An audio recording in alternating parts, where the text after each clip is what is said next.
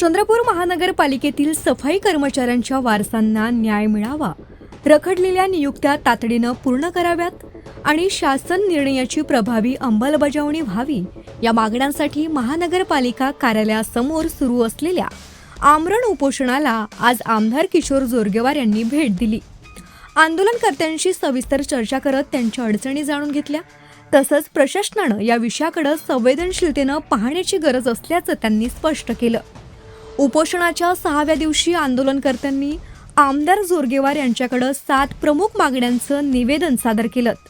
बेकायदेशीर नोटिसा रद्द करणं, शासन निर्णय व उच्च न्यायालयाच्या निर्देशानुसार पात्र वारसांना सेवेत सामावून घेणं, लाडपागे समितीच्या शिफारशींची अंमलबजावणी, वर्ग 3 पदांवर पात्रतेनुसार नियुक्ती, संबंधित अधिकाऱ्यांवर कारवाई आणि विशेष समिती स्थापन करण्यासह विविध मागण्या यामध्ये मांडण्यात आल्या।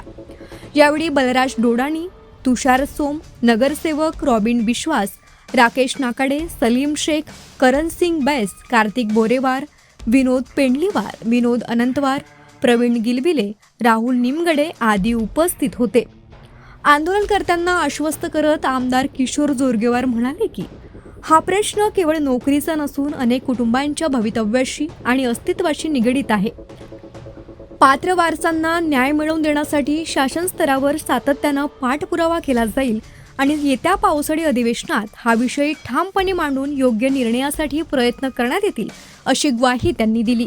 लाडपागे समितीच्या शिफारशी लागू व्हाव्या याकरता 308 जे रेजा कुली सफाई कर्मचारी ज्यांनी स्वच्छतेचं काम या ठिकाणी केलेलं आहे त्यांना स्पष्टपणे शासनाचा आदेश आहे की लाडपागे समितीने शिफारस केलेली की या सर्व लोकांना नोकरीमध्ये सामावून घ्यावं। परंतु इथलं स्थानिक प्रशासन, महानगरपालिका प्रशासन त्यांच्या जो मनुष्यबळाची कमतरता असताना सुद्धा या ठिकाणी जागा व्हॅकंट असताना सुद्धा एक चुकीचा अर्थ काढून या लोकांना या ठिकाणी या शिफारसी लागू करत नाहीये। त्यामुळे आज जवळजवळ 308 कुटुंब हे नैसर्गिक न्यायाच्या पासून वंचित राहिलेले आहे आणि त्याकरता मी सुद्धा मागे कमिशनरांसोबत बैठक घेतली। त्यांनी मान्य केले की आम्ही लागू करू।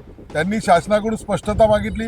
नागपूर महानगरपालिकेनं त्यांना स्पष्टताही दिलेली आहे या सर्व या व्याख्येमध्ये संज्ञेमध्ये बसणारे आहे आणि यांना विनाविलंब घेतलं पाहिजे।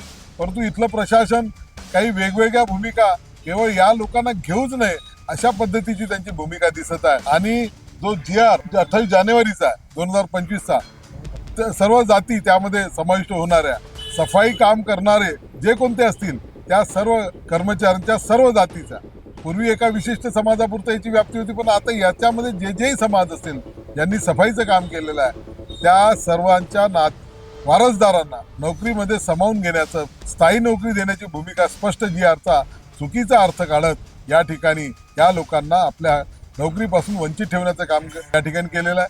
बैठका झाल्या, मी सुद्धा बैठक घेतली म्हणून हे सगळेजण उपोषणा बसलेला आहे। या उपोषणाला माझा आमच्या सहकार्याचा सर्वांचा पाठिंबा आहे आणि निश्चितपणे या येणाऱ्या काळामध्ये आता जे अधिवेशन चालू आहे त्या अधिवेशनामध्ये हा मी मुद्दा उपस्थित करेल। माननीय मंत्री महोदय, याचे नगरविकास मंत्री, उपमुख्यमंत्री एकनाथ शिंदे साहेब असतील, राज्यमंत्री आमच्या माधुरीताई मिसाळ असतील, यांच्या माध्यमातून एक बैठक मुंबईच्या ठिकाणी कशी आयोजित होते याही प्रयत्न करेल आणि एवढं आपल्या माध्यमातून ही विनंती करेल की आपण सर्वांनी हे उपोषण मागे घ्यावं।